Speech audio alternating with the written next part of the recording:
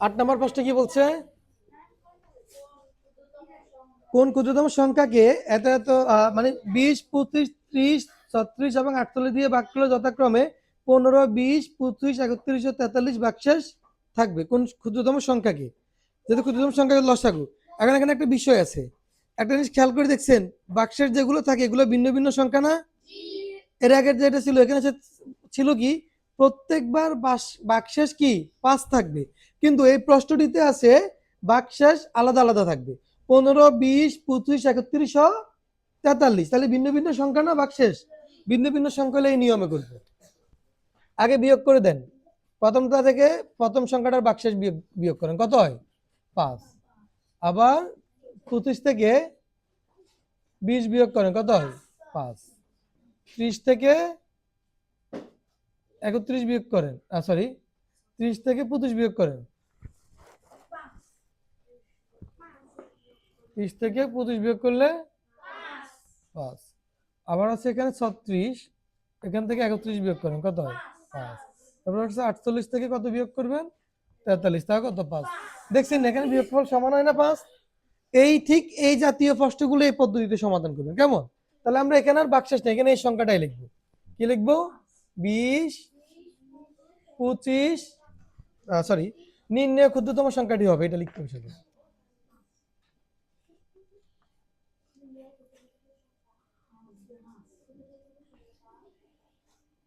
কে কথা বলবেন না? নির্ণয় ক্ষুদ্রতম সংখ্যাটি হবে, কি হবে? 20, 25, 30, 36 এবং 48 এর লসাগু থেকে 5 কম। যদি প্রত্যেকবার বাক্সের সমান থাকে, যেমন এর আগে ছিল প্রত্যেকবার বাক্সের 5 থাকে, তখন লিখবে 5 বেশি।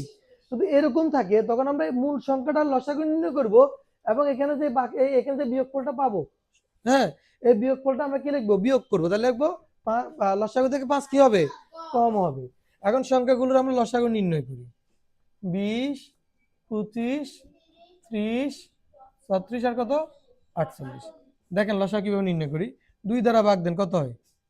10। এখানে 25 ভাগ যায় না, এখানে 15, এখানে 18, এখানে 24।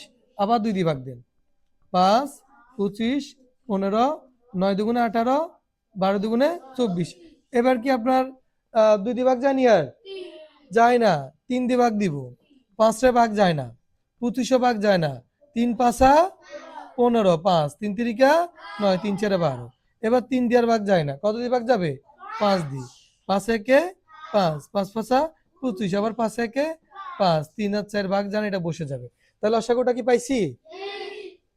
তাহলে আমরা লিখবো যে 20, 25,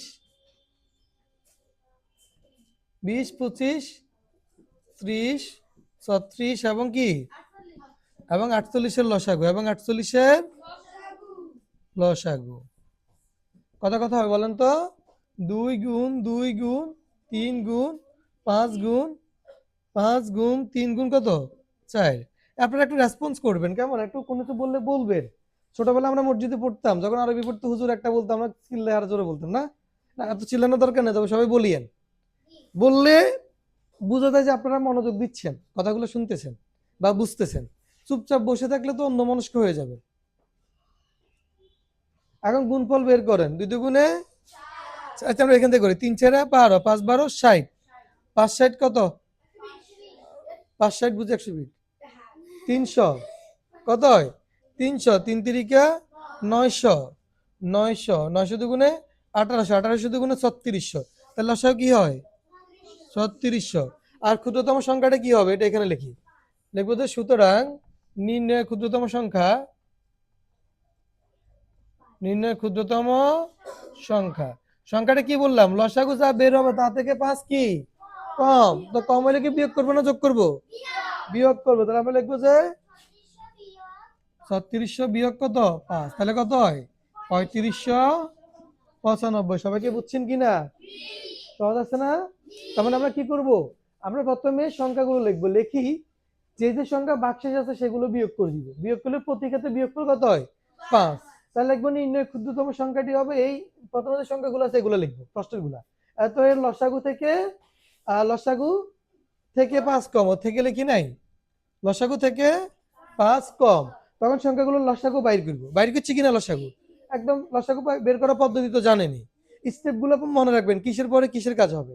লসাগু বের করার পরে তখন সংখ্যাটি হবে কি, এই লসাগু থেকে এই 5টা বিয়োগ করলে যা হবে তাই। সহজ না, না কঠিন আছে? কারো কোনো প্রশ্ন আছে এখানে? তাহলে সমাধান করুন, না দেখি করবেন।